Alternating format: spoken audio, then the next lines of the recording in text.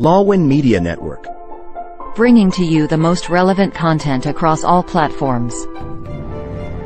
business, legal, politics, health, lifestyle, and entertainment. Your source for all the news and updates in the greater Houston community from Texas and all over the world.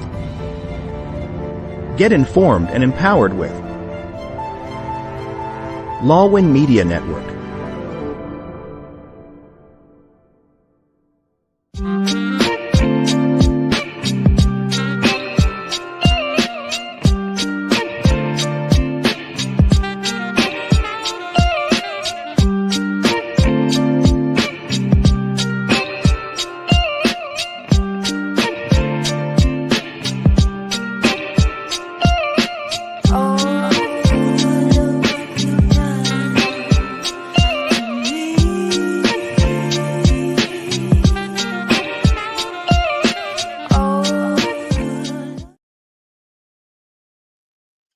Good evening, everybody, and welcome to Pink Table Talk. I'm your host, Dr. Carly D., a doctorally prepared registered nurse, educator, mentor, professional development specialist, and victims advocate and survivor.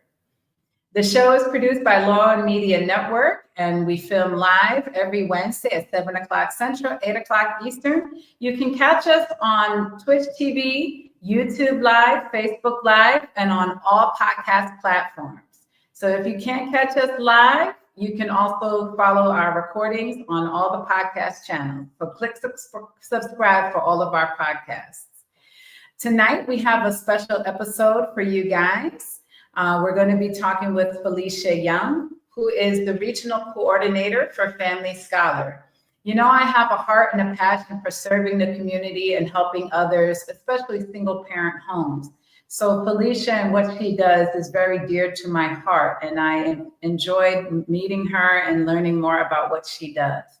So she is the Regional Coordinator, like I said, for Houston House. She helps people have access to education, housing. She also helps with internships and other services and needs through Family Scholar. So we'd like to welcome to the show, Felicia Young. Thank you for having me, Dr. D. I appreciate it. Oh, you're so welcome. I absolutely love everything that you do with Family Scholar and how you guys are serving the community here in Houston. So I'm just very happy and excited to have you here. Thank you. So yes. Oh, go ahead. Yes. No, I was saying that Family Scholar House, because we're new to the city, having this exposure is wonderful. So thank you for giving me this opportunity. Oh, absolutely. Absolutely. Since moving here to Houston, I have seen such a great need in the community. There's so many families that are going through socioeconomic and cultural issues. And so I was so happy when I learned about your organization and all of the wonderful work that you guys are doing here. Yes, we have been around. Family Scholar House has been around for 30 years in Louisville, Kentucky. But we've only been in Houston now for almost 3 years. And so in the 3 years, trying to get the word out, trying to get people exposed to what we're doing, getting people to join in with what we're doing. And so conversations like this become so very important because of that. Yes, absolutely, absolutely. And so before we learn more about Family Scholar, I'd like for you to tell our audience a little bit more about yourself and your background and how you then eventually came to Family Scholar. Um, I always say that nothing that I've been through has been in vain, right? So even years and years ago when I was doing different things and I was like, why? And I'm always questioning the why behind all of the things. Now that I'm here in this role, I can kind of see what those whys were adding up to. I was born and raised in in the cornfield town of Peoria, Illinois, in the heartland of Illinois. And because of that, I had the opportunity to grow up in a predominantly Black neighborhood. I went to the University of Louisville in Kentucky. And by the time I was 19, for my 19th birthday, I found myself being evicted. And because I was evicted at 19, that was my first sort of run in, as you were, with being in court and all of those sorts of things. That eviction really made me sort of hone in on wanting to help the homeless, because during that time, that's when I sort of figured out that whether you're young or whether you're old, that stress, that navigating the system, navigating all of this program, they give you a list of programs and tell you to call, right? And most of the programs were out of funding. There were just so many barriers that I kept hitting up against. And so now all of those sorts of things, people come to me almost on a weekly basis who are unhoused or unhoused with their children. Some of them are in the cars and all of those sorts of things. And when I think about my why, there were those moments back in the day that I, can sort of lean upon. And then fast forward 10 years later, I went back to school as a mom of 2 little boys. And and then while I was there, I had my daughter. And so 3, right? And so going back to school, I have an affinity for those folks who are parenting scholars because I understand how hard it is. I have an affinity for those folks who are experiencing or have recently experienced being unhoused because of my experience. And so all of those things really do build my why for why I'm a part of Family Scholar House now. Wow. Wow. What an incredible journey. And I thank you so much for being vulnerable and sharing that with us. A lot of people think that these situations only happen to people who are, careless or irresponsible. But it can happen truly to anybody, and even someone who is working hard, who's a professional, or like you said, a student, Mm-hmm.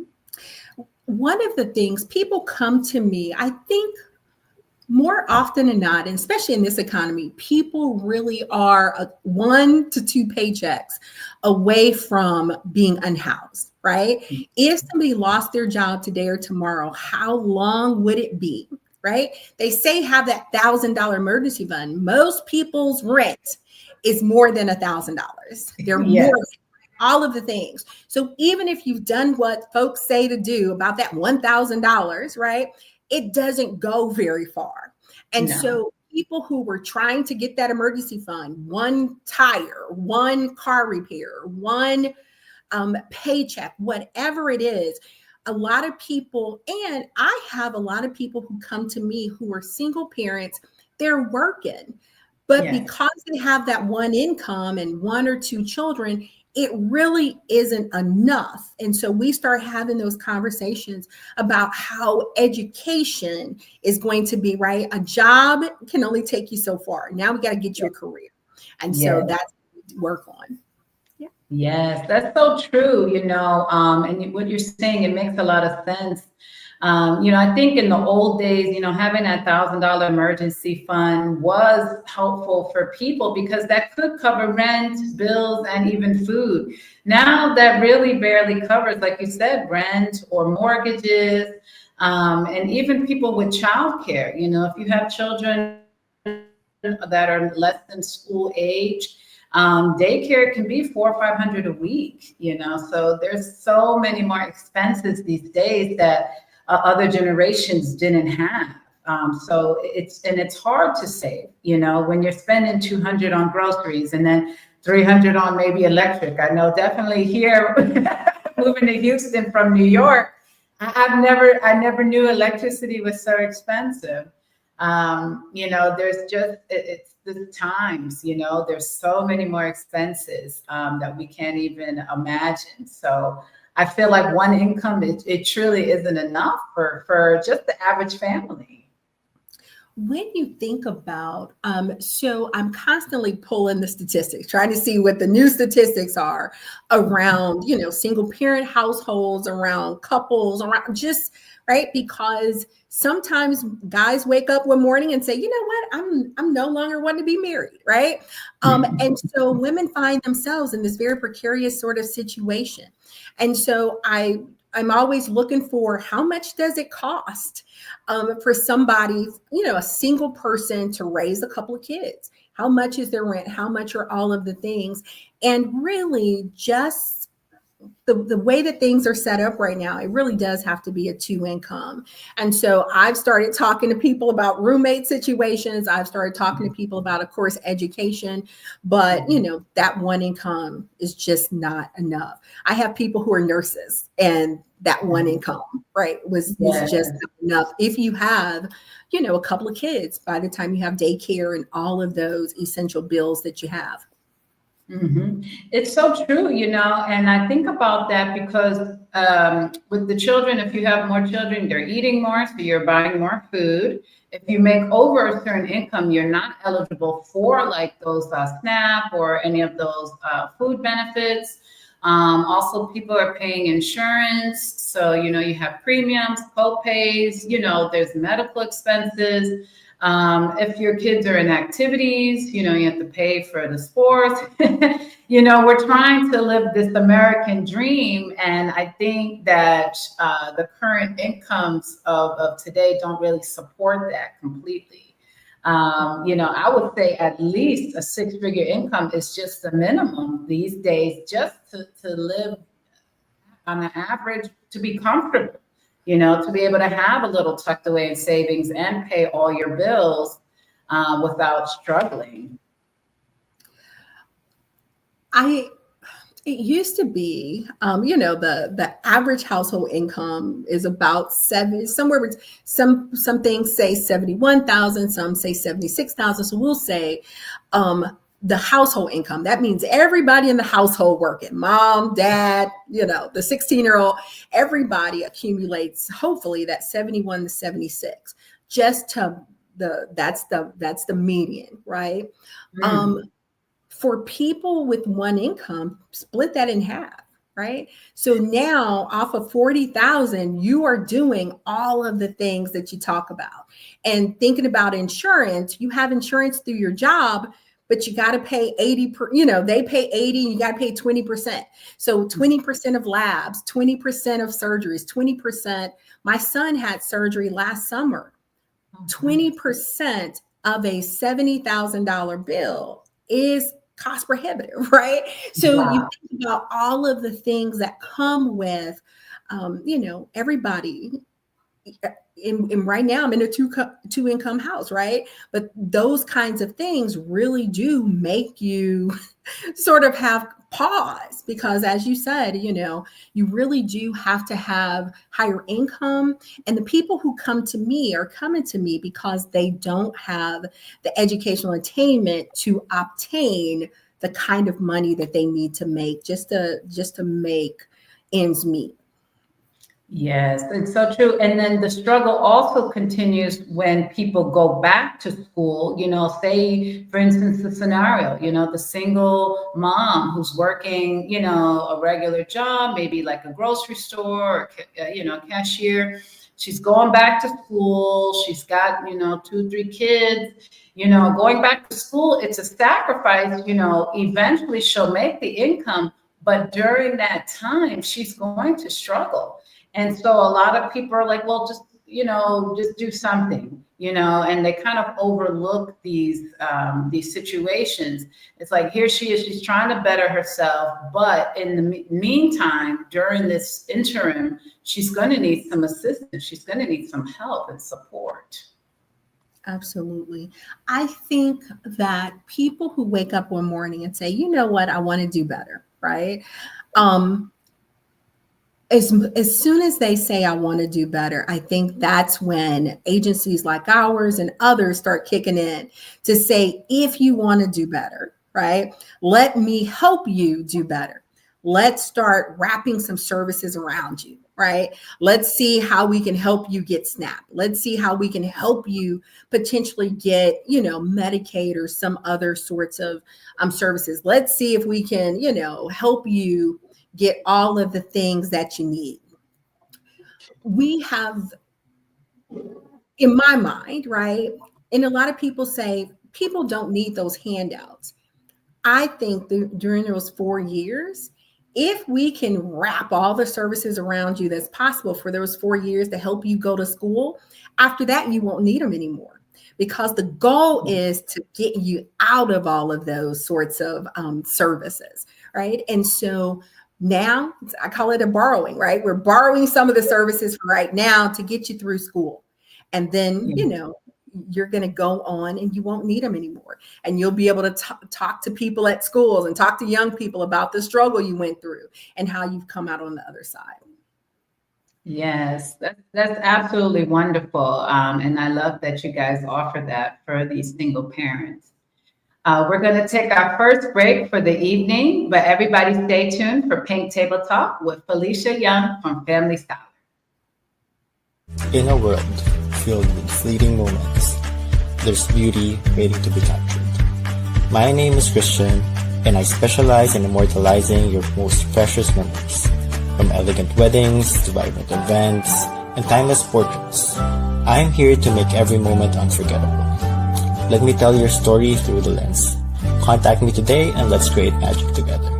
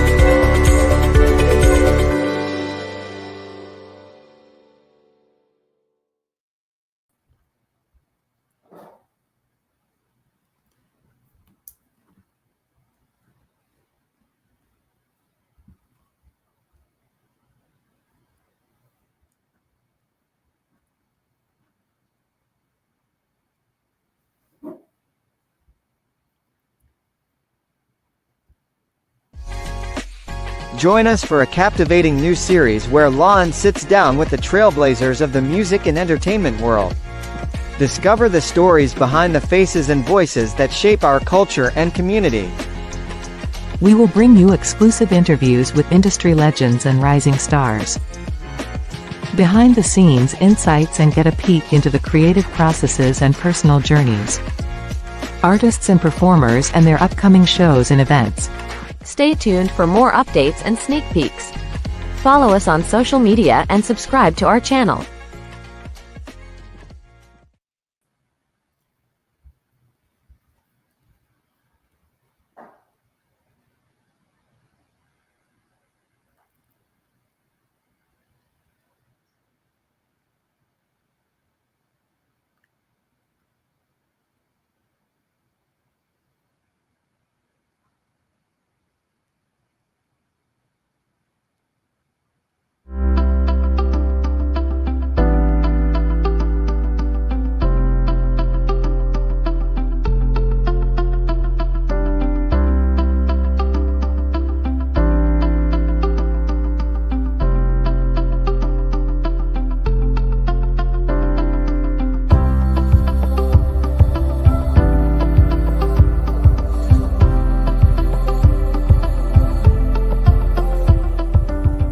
In a world filled with fleeting moments, there's beauty waiting to be captured. My name is Christian, and I specialize in immortalizing your most precious memories. From elegant weddings to vibrant events and timeless portraits, I'm here to make every moment unforgettable.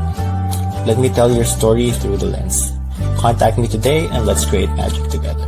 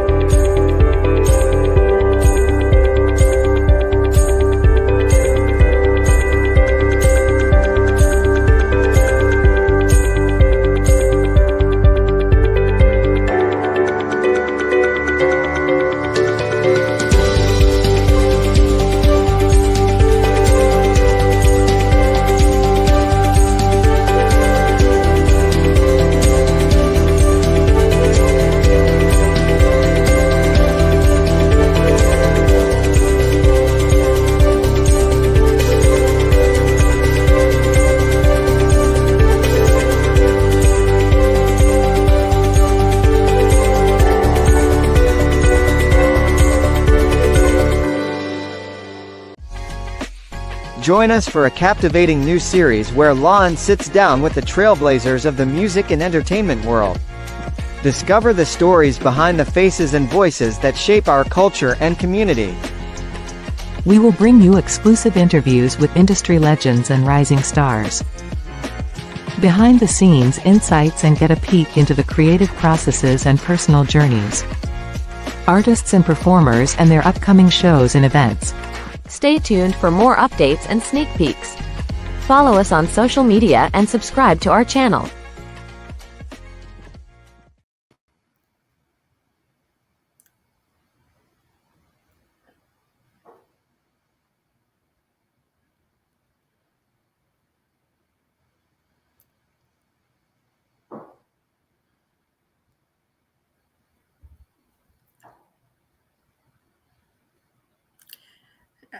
Dr. D, can you hear me? Okay. No, I can hear.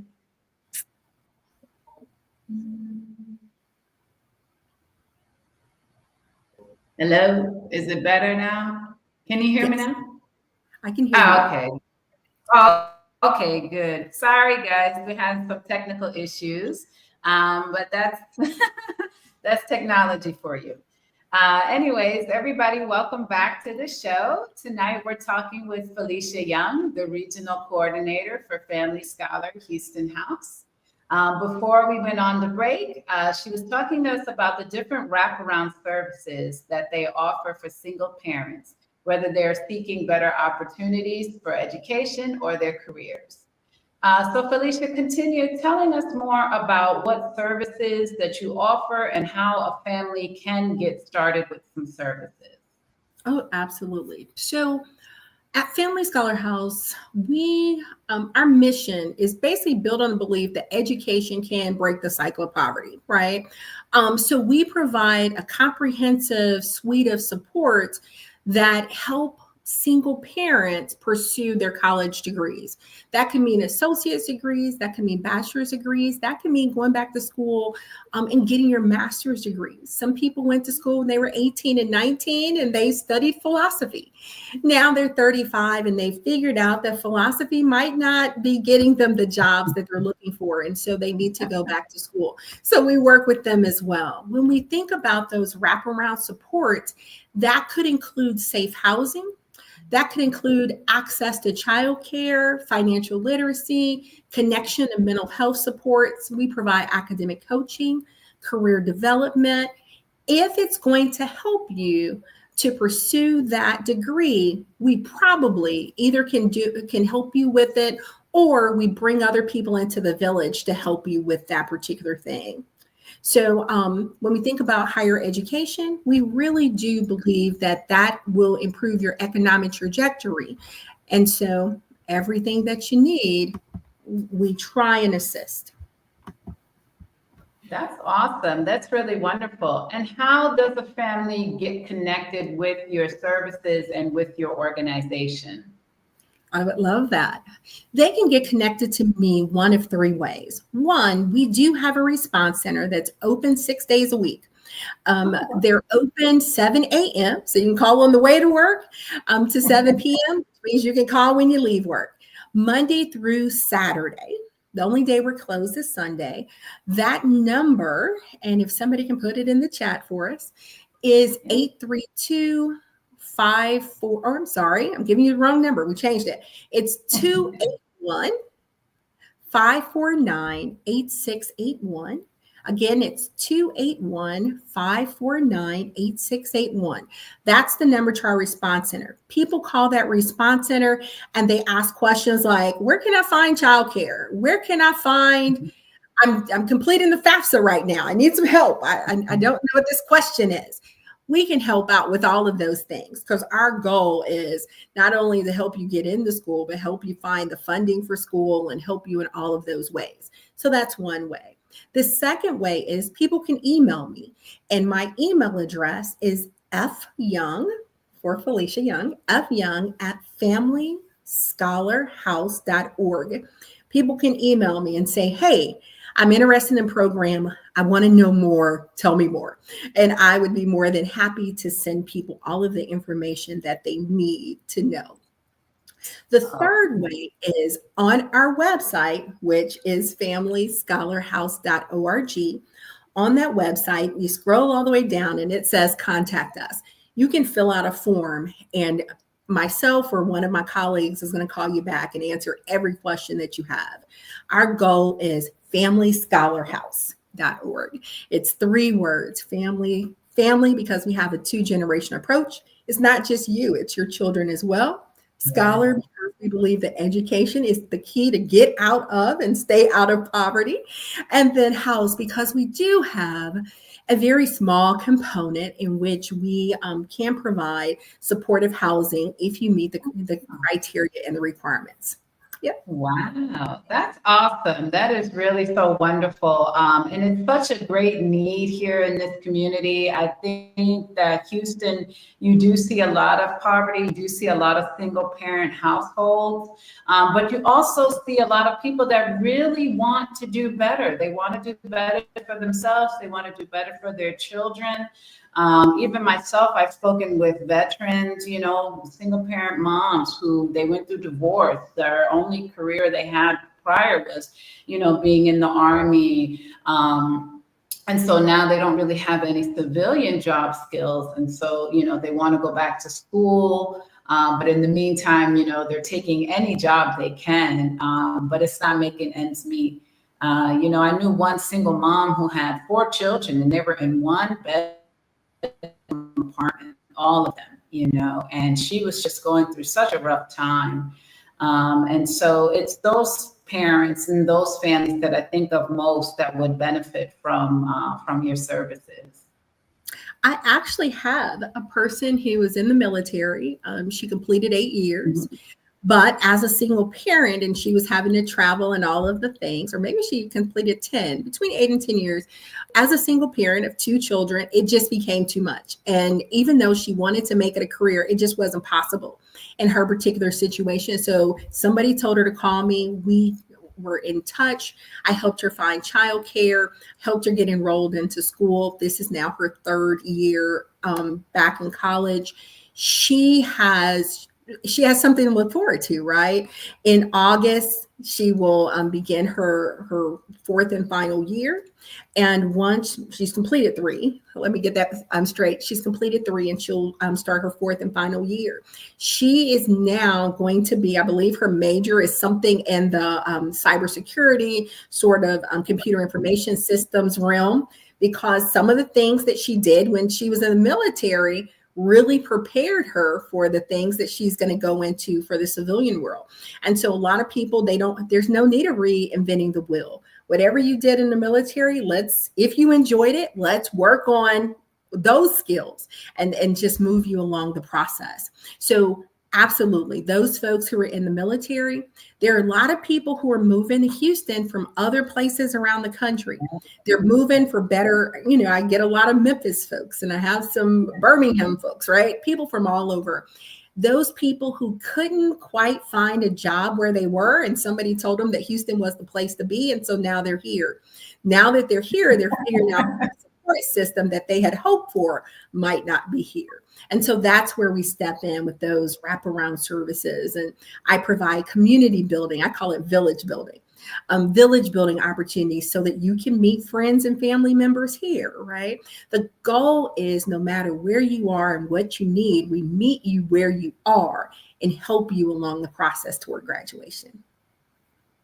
Wow, that's fantastic. That's absolutely phenomenal.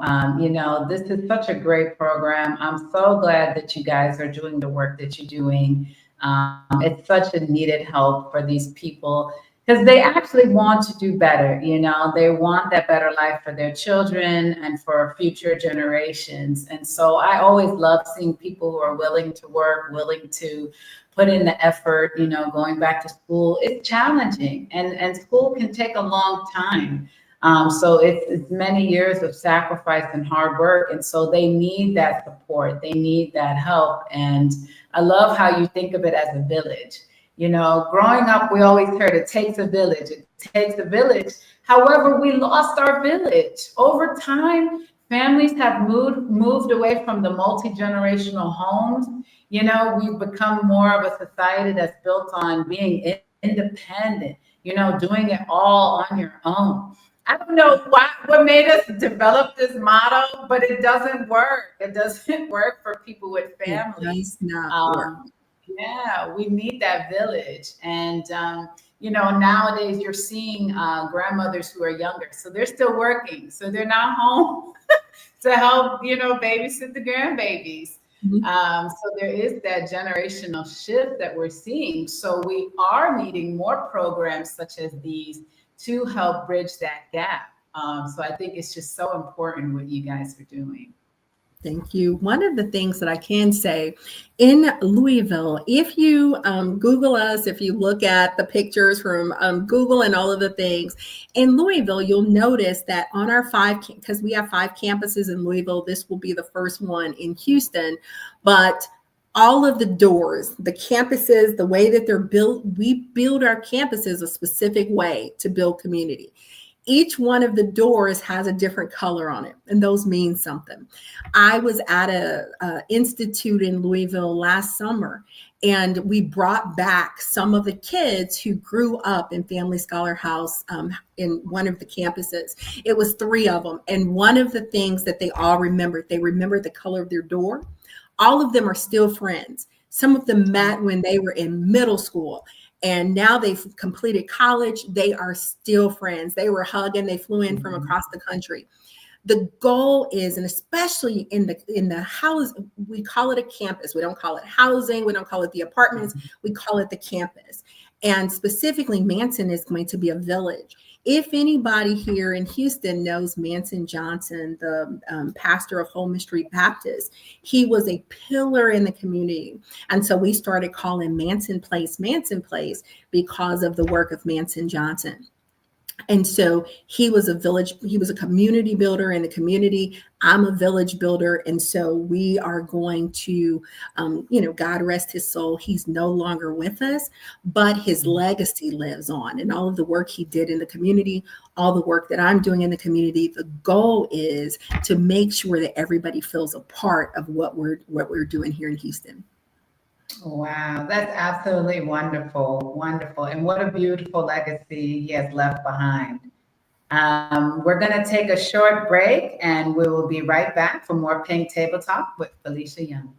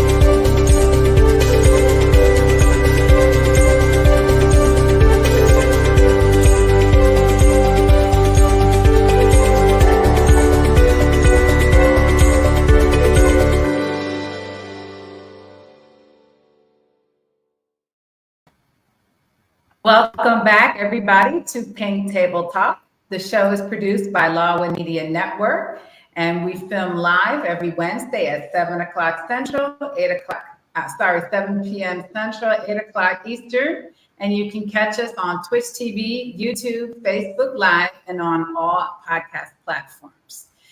We have some comments and questions from our audience. Mimi De Vera says, what does Family House Org do? I think we answered that, and that it provides wraparound services for a single parent household. Allison Bates said, Felicia is absolutely amazing, and the passion she shows for her work is unmatched. I have to agree. And then Mimi asked the question, did the current administration somehow impact the organization in a good or bad way? That's a very good question. Have you guys been affected by our current political situation? I'm going to say yes and no. People used to could come to me and say, Felicia, this is what's going on in my world. They need rental assistance, they need utility assistance, they need childcare, they need a rental deposit, whatever it was that they were in need of. And I used to could say to them, hey, this is where you can find it. Let me make a phone call, or let me connect you, or here's a number. Call over there and ask for, Maria, right? Whatever the case may be. Now, due to the funding cuts starting in January of this year forward, a lot of those agencies who had traditionally been able to get funding and those sorts of things. I'll give a perfect example if I can. Catholic Charities has been a pillar in the Houston community for years and years and years. Due to funding, I don't know when the funding cuts. I just know that all of this happened to happen around the end of January this year.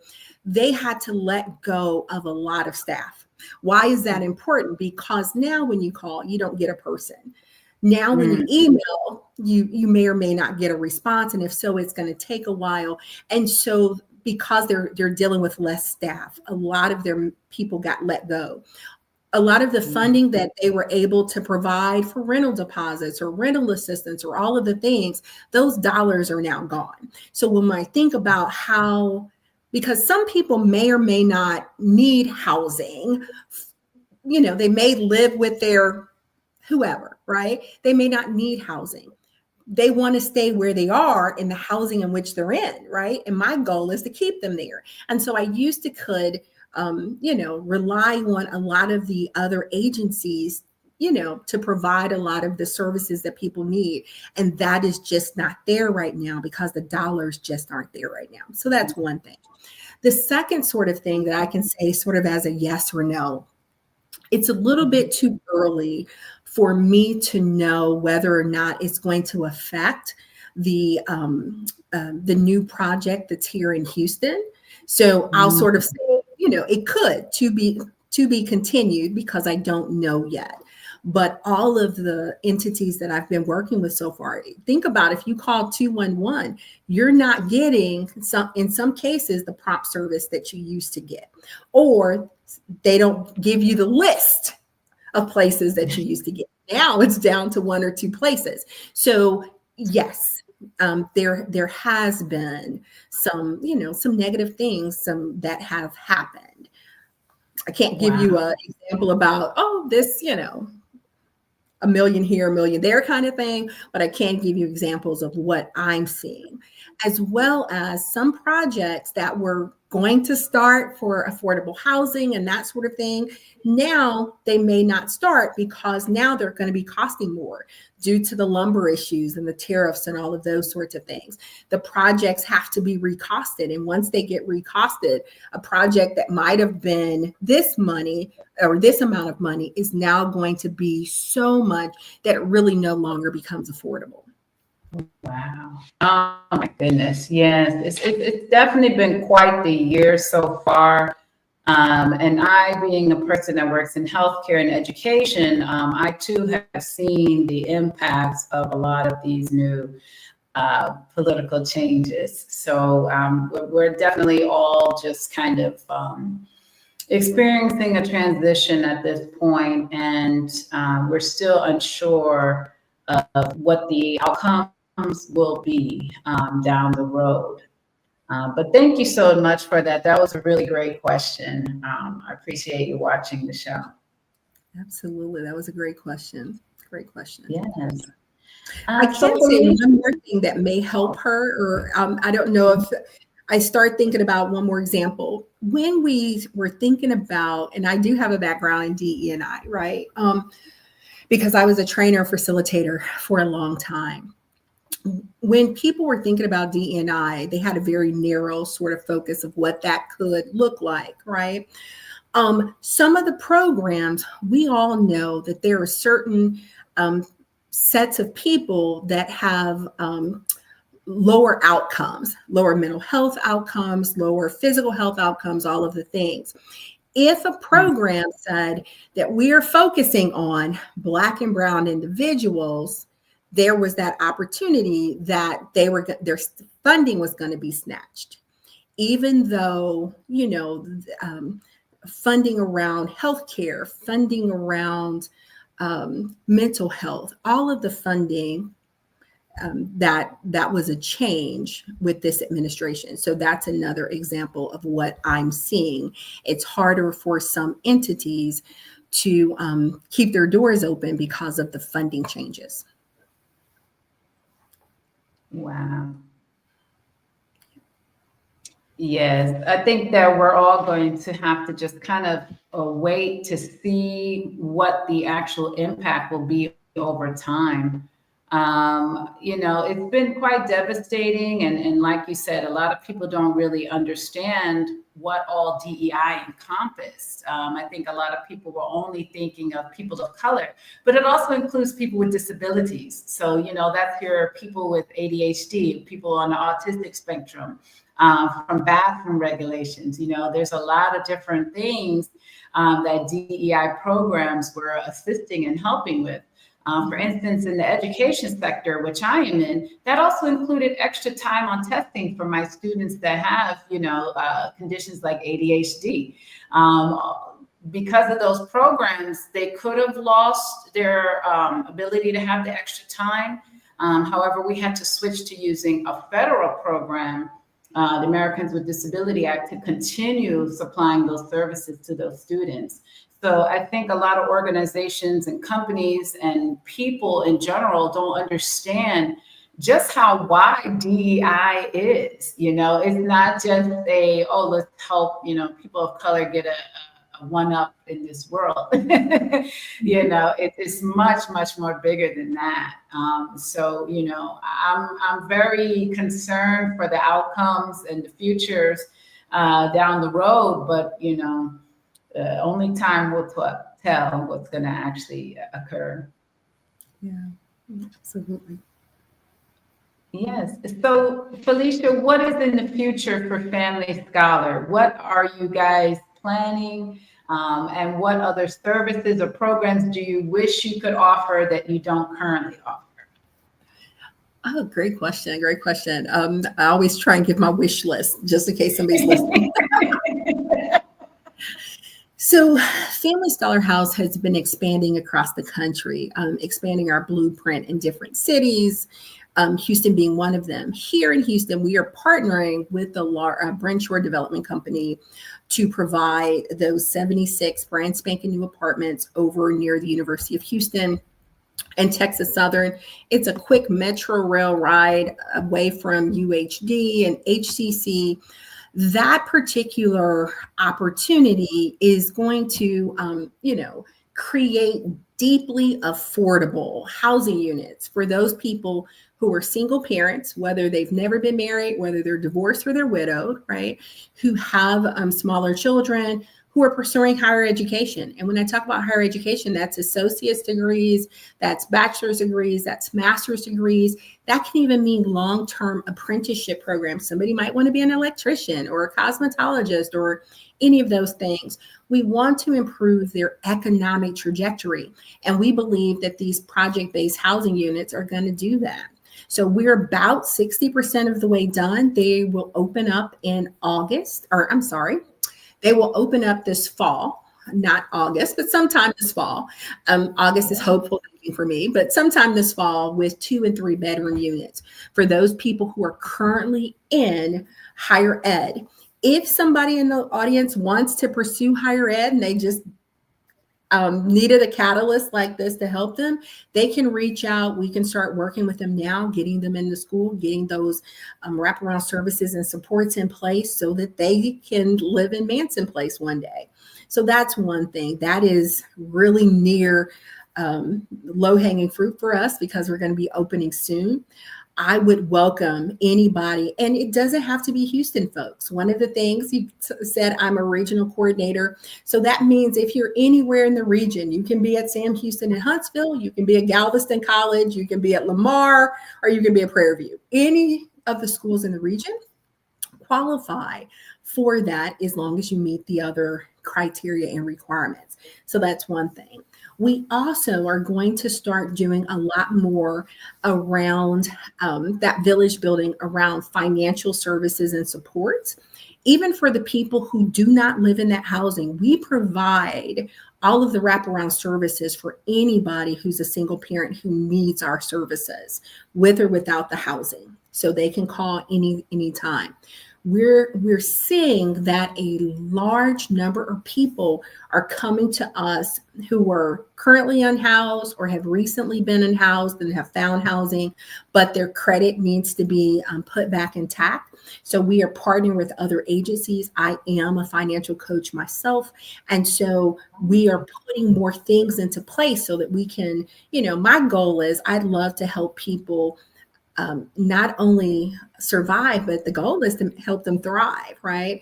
To get their credit back in place, to start really working on emergency fund more than $1,000, all of the things. I also want to help people build that community so that they feel like they have somebody that they can call, community, that they have someone that they can talk to, which will help them improve their mental health and that of their children, the whole 9 yards. We really do want to amplify some of the opportunities that we provide within the community. I also want to start putting in place after opportunities for the children in the community to come together and most of our campuses and other cities have tutoring available for the after school kiddos, and we're going to have that hopefully one day at our program. So we're going to be building that out. And so the goal is, when I hear what somebody needs, to start finding mechanisms to put things into place to help people and meet them where they are, get them to that need point.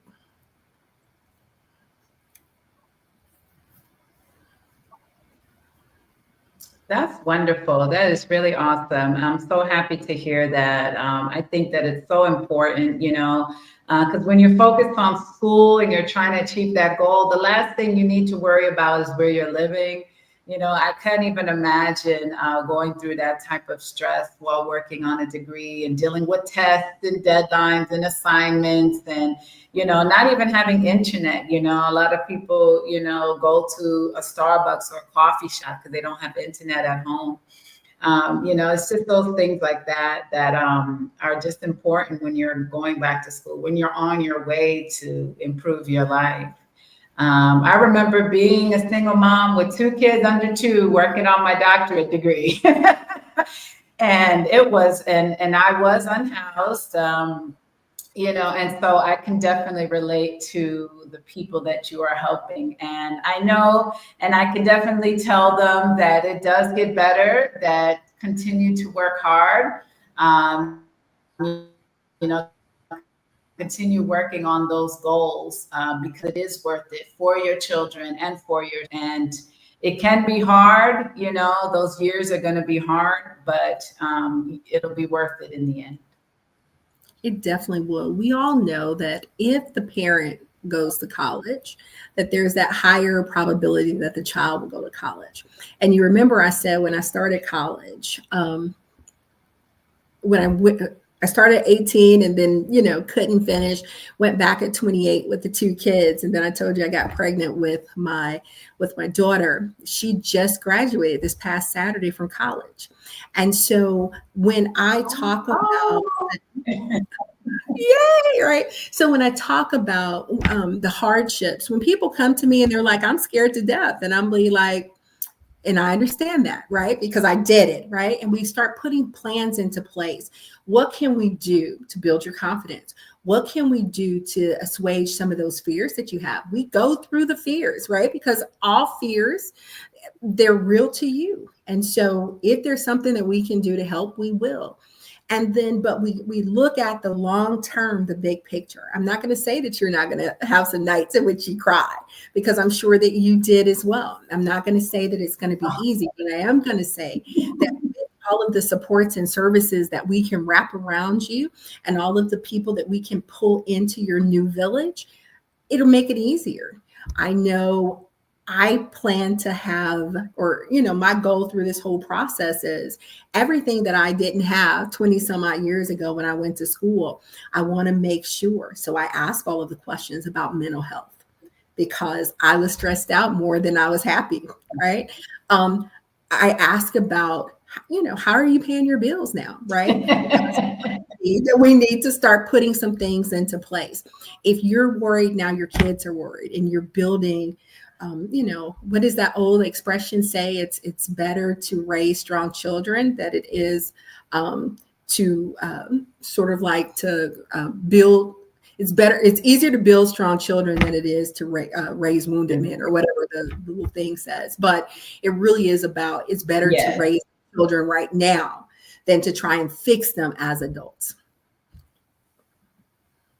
It's so true. It is so true. And then even for myself now, seeing my daughters, remembering them sitting on my lap while I'm on my laptop, and then that could be 3 a.m. I'm doing a bottle feed, I'm on finishing a paper.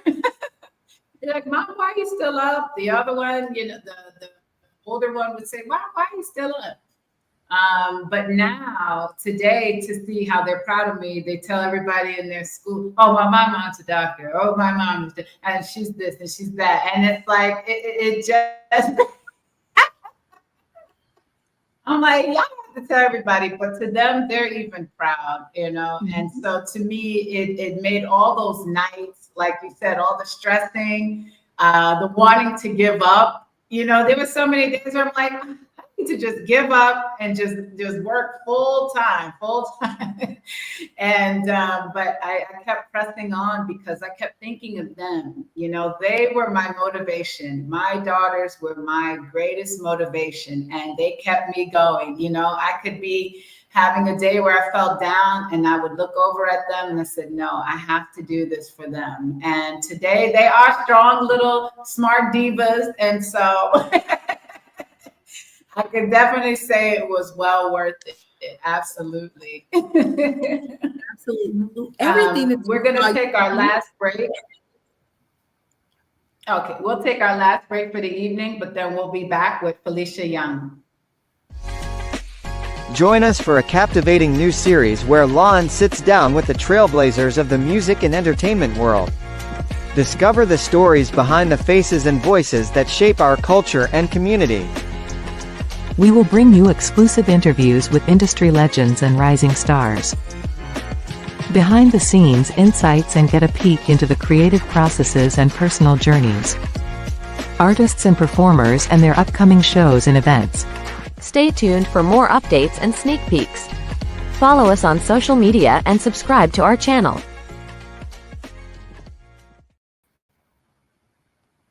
Welcome back, everybody, to Pink Table Talk. Tonight, we've been having a wonderful discussion with Felicia Young, the Regional Coordinator for Family Scholar. So before we went on the break, we started to go into mental health struggles of single parents who may be going back to school to try to better their lives. So Felicia, what type of mental health support can you offer, or do you offer or encourage for these single parents who may be going back to school and they're dealing with stress, anxiety, depression even? What do you guys offer, and how do you support them? One of the things that I tell people all the time, one of the questions that we ask when people are coming into the program, we ask, do you have a primary care doctor that you can see if you got sick, right? Because we care about your physical health. And most people say, yes, I do, right? And then there'll be a follow-up question around mental health. And there are people who are like, why do you mental health, right? People will go and get that physical once a year, but they don't think about the mental health checkup that they need to get once a year. And so one of the things I'm constantly talking to people about is that mental health checkup. I'm not saying that you need to go and, sit on someone's couch each and every week, but at least once a year, you need to go and talk to someone, get some things off your chest. If you start feeling better and you feel like I should continue, go. I help people with referrals to mental health support based on what their insurance is. If somebody doesn't have insurance, we start working on, do you qualify for Medicaid, right? So that we can perhaps go that route.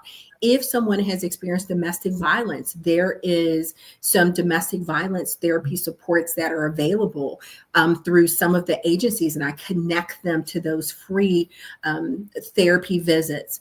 There's also there are a lot of different programs around the city, like the Alice Collective and more, who have group support, who have free group support.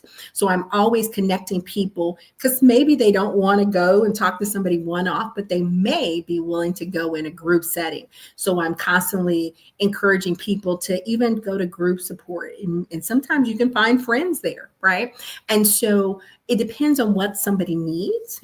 Sometimes people have a diagnosed disability, and we start talking about how to find a psychiatrist for medication support and things like that. So whatever it is that they need, that's the plan in which we start working toward. Wow, that's absolutely wonderful. And I'm so glad that you are offering that mental health support. It makes a lot of sense for them to feel nervous about it. A lot of people, like you said, they hear mental health and they'll be like, I'm not crazy. And they don't want to have that stigma. But I think that as we are becoming more and more aware of what mental health is, we're starting to understand that it doesn't mean, it's not a negative thing, and it is something that we do need to take care of. It's part of that self-care. And it could be something, just anxiety, or you're feeling depression, you have the blues. It's important to talk to somebody, to reach out for support. If they do end up needing medication, that's okay too. And so I'm so happy that you guys are supporting that for them. And you mentioned the Alice Collective. Yes. And so I remember we went to the gala, and that was really wonderful. I was so happy to be a part of that and to see and hear how they're helping the community and offering low cost services. Can you tell us more about the Alice Collective? Absolutely. They do 3 really cool things that I'm constantly talking to people about. The one, when I talk about it's easier to raise strong children, right? They have what's called Wisdom and Worth for middle schoolers. My son decided that he was going to lose his everlasting mind in middle school. And so every day I was getting a phone call. That was years ago, but middle school is a challenging age for everybody. And so the Alice Collective determined that that was a great age to start trying to work with people, to work with young people, to help them build negotiation skills, help them build leadership skills, help them build communication skills, help them learn how to work together. Instead of having, these back and forths, how to start seeing other people's point of view, how to really just work as a team, teamwork building. I have been over there personally. I have seen some of the stuff that they do. And I was like, just pretend I'm 12 to see if I can come. They are doing some phenomenal work for Wisdom and Worth. It's absolutely free. It's on Saturdays for young people. The time, I think it's like 10 to noon or something, but on the Alice Collective website, it talks about that. The second thing that they do is every first of the month, they have a co-ed group that people can come to for absolutely free. There's always a topic that they start off with, but somebody's going to say something, and then the conversation sort of moves in that way. And there's a therapist in the room who is, moderating the conversation, but it really is an opportunity for people to meet one another and to hear other people struggle so they know that they're not alone. They have a men's group that's only men, brother and breakfast and brotherhood, maybe. And then there is Sisterhood Bonds and Boundaries. I recommend Wisdom and Worth and Sisterhood Bonds and Boundaries to all of my folks, because Sisterhood Bonds and Boundaries is all women. And same sort of thing, it sort of takes a mind of its own. They do have, for people who don't have insurance, they do have a low cost therapy option, or they have therapists for people of color that, people can use their insurance and see. It is a wonderful opportunity for people, no matter where they are on the spectrum, to get the services that they need.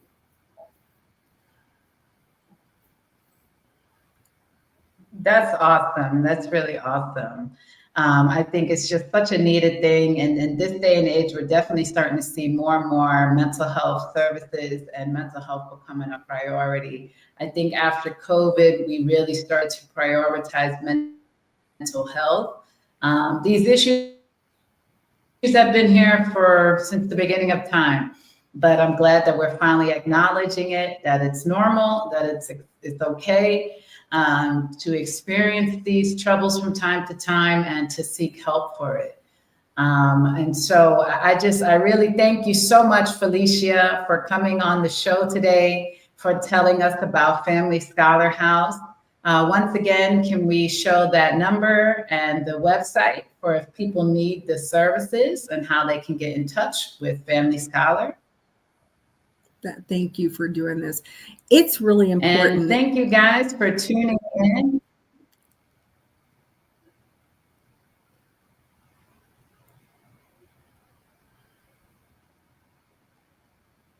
Sorry, I think there's a little delay. Oh, there we go. Thank you so much for having me. I appreciate being here.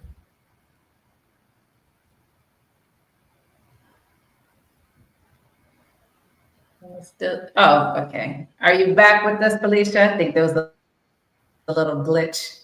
Oh, I'm sorry. I was just saying thank you so much for having me this afternoon, this evening. Thank you. Tonight, we're seeming to have a lot of technical issues. We do have another comment from Allison.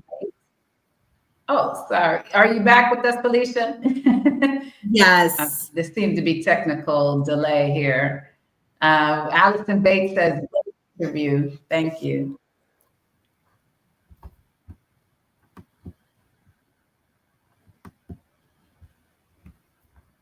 Well, thank you all for tuning in tonight. I'm sorry we're having some technical issues today, but thank you all for tuning in. This has been a wonderful discussion. And if you or anybody you know may need the help and services from Family Scholar, please reach out to them either by their phone or through their website.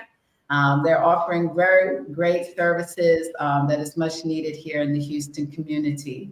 And so thank you all again for tuning in tonight, and stay tuned for next week's episode of Pink Table Talk. Everybody have a good night.